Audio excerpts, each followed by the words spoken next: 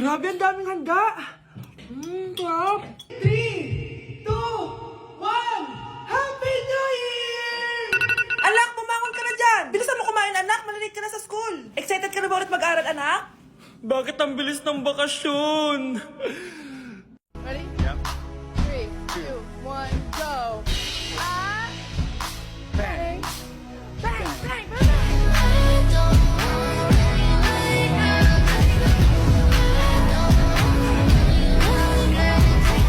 Gusto ko lang maging malinaw sa inyo na dito sa klase ko, ako ang nasusunod. Naintindihan? Ma'am, ito po yung assignment ko.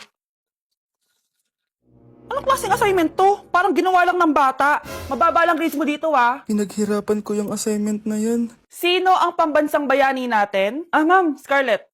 Ang pambansang bayani natin ay si... Oops! Napakabagal mo sumagot. Ang pambansang bayani natin. Straight to the point ang kailangan ko sagot. Ayusin yung sumagot, ha? Hindi na kayo elementary. Opo, ma'am. Pinayagan ba kita kumain sa loob ng klase ko? Ma'am. Akin na yan. Kung ayaw niyong binabastos kayo, wag niyo akong bastusin. Oo, be. Kain tayo sa labas mamaya, ha? Hala, galit na si ma'am. Umalis lang ako saglit, ganyan na kayo. First meeting pa lang natin, pinapakita nyo ng mga ugali nyo. Buti pa yung kabilang section, tahimik lang. Kayo na ata ang worst section na napuntahan ko. Kung kami ang worst section, ikaw ang worst teacher. Sorry po, ma'am. At dahil dyan, bibigyan ko kayo ng maraming assignment. Ma'am? Oh, Scarlett, kamusta ka? Sana ikaw na lang ulit teacher namin. Ang sungit ng bago naming teacher eh. Hayaan mo. Next quarter, ako na ulit ang magiging teacher nyo. Talaga, ma'am? Thank you, Lord! Yuck! Ang cheap naman ang uniform nila. Mukhang maasim. Walang class. 2025 na, Android pa din ang cellphone. Kahit siguro Messenger, naglalag dyan. Ang ganda nga ng uniform, ang sasama naman ng ugali. Naka-iPhone ka nga, talo ka pa din naman sa ML. Ipabuhat yarn. Ang baho siguro ng classroom nila, no? Tapos nag-aagawan pa sa electric fan kasi wala naman silang aircon. Feel ko pinapalo sila ng teacher nila kapag nagkakamali sila. Ang boring siguro sa classroom nila. Mas masaya pa rin talaga sa public school, no? Balita ko, mga korap mga magulang niyan. Kaya madaming pera. May araw din kayo, men. Nakatikim na kaya sila ng steak? Feel ko hindi nila afford. Nakatikim na kayo ng pagmamahal sa magulang? Oh! Sa pool! How dare you! Isang pitik ko lang, tumba ka na. Pipitik ka pa lang, tumba ka na. Tara na nga! Kuya, try mo po yung sikat na mango na ice cream. Mango na ice cream? Mango is my favorite flavor, so let's try it. Wow, parang ang sarap niya. Tara, bili tayo. So, papunta na ako sa convenience store para hanapin yung famous na mango na yan. Sabi nila meron daw dito sa Vietnam. Kaya pumunta ako dito sa Circle K. Guys, meron dito oh. Hello, kompleto. Guys, excited na ako matry ito. Bilhin na natin. Grabe, napakamahal naman ng mga yan. Ayun guys, binili ko yung mango, yung lemon, tsaka yung peach. Eto na sila. Tikman na natin. Unahin na natin tong si mango kasi ito yung pinakasikat. Sirain ko na.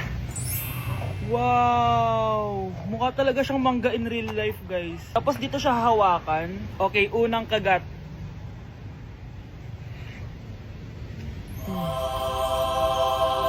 Ang sarap niya! Lasa talaga siyang mangga, promise, na may konting gatas. Medyo maasim din siya na onte. 10 out of 10 to sa akin, guys. Okay, next naman itong peach. Mukha siyang puwet ng bata, oh. Okay, kagatin na natin. Ang nostalgic ng lasa niya. Nangingilo ako guys, sobrang lamig. Pero ang sarap niya, hindi siya sobrang asim, di rin siya sobrang tamis. Like, sobrang sakto lang talaga. For me, 9.5 out of 10 to. Okay, last, etong lemon. Wow, mukha talaga siyang lemon, no? Okay, unang kagat. Ba't parang wala siyang lasa? Tapos, hindi rin siya lasang lemon. Parang ice cream na wala lasang wala. Wala akong nadalasahan. Alam ba kami sakit na ako. 2 out of 10 lang to sa akin kasi hindi niya ako na-satisfy. For me, masarap naman sila kaya itry nyo guys. At kung may gusto pa kayo ipatry sa akin, itatry natin yan. So comment lang kayo guys. Bye!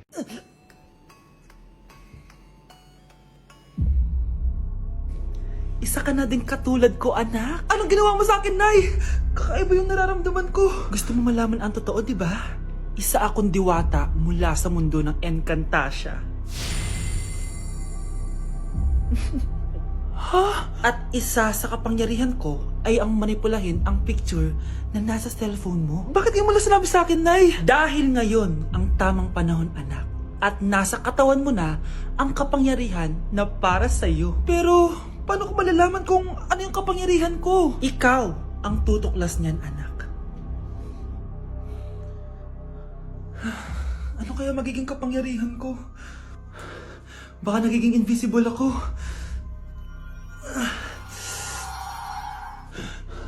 Hindi ako nawala. Baka kaya ko magpalutang ng gamit.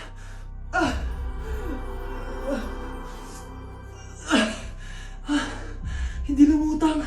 Ang hirap naman nito. Baka kaya ko tumagos sa pintuan. Aray. Natatay ako.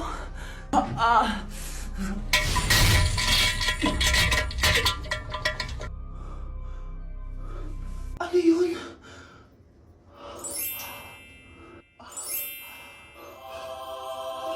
Ito ba yung kapangyarihan ko? Tumain ng ginto?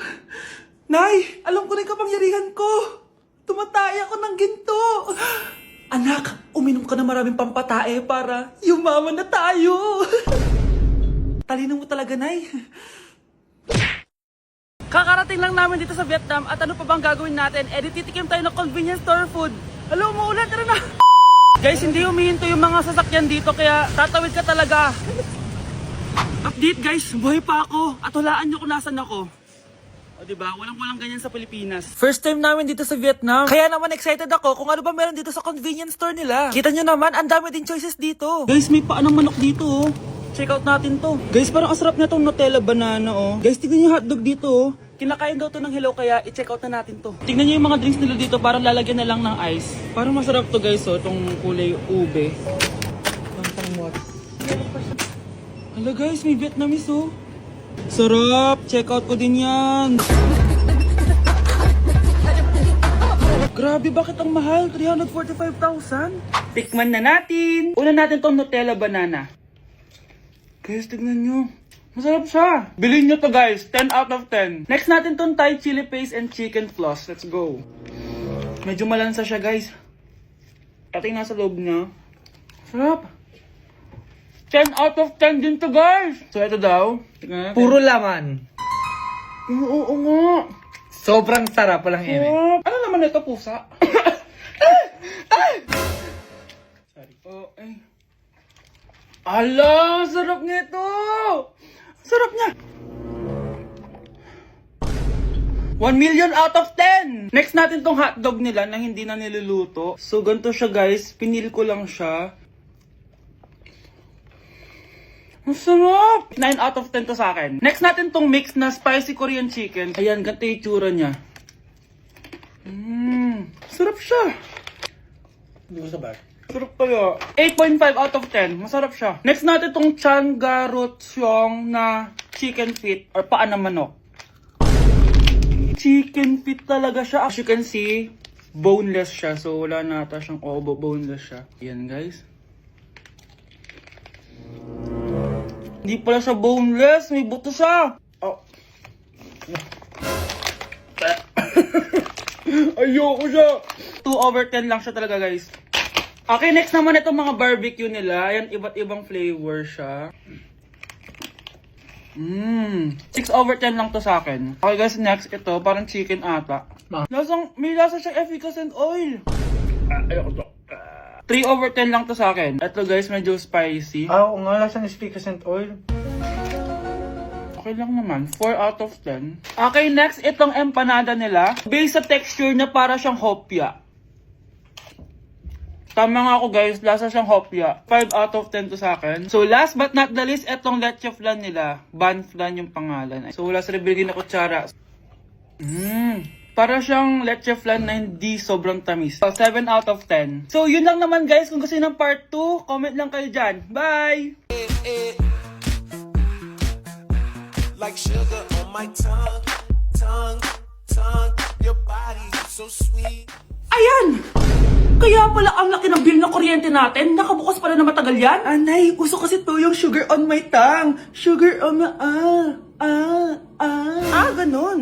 May alam din akong uso na pwede mong gawin. Talaga, Nay? Ano yun? Gagawin ko. Walang baon for a day. Ipambabayad ko sa kuryente yung baon mo. Nay naman eh. Ito na, isasara ko na to. Huwag mong babawasan baon ko ah. Akin na nga tong cake na to. Sige na, pumasok ka na sa kwarto mo.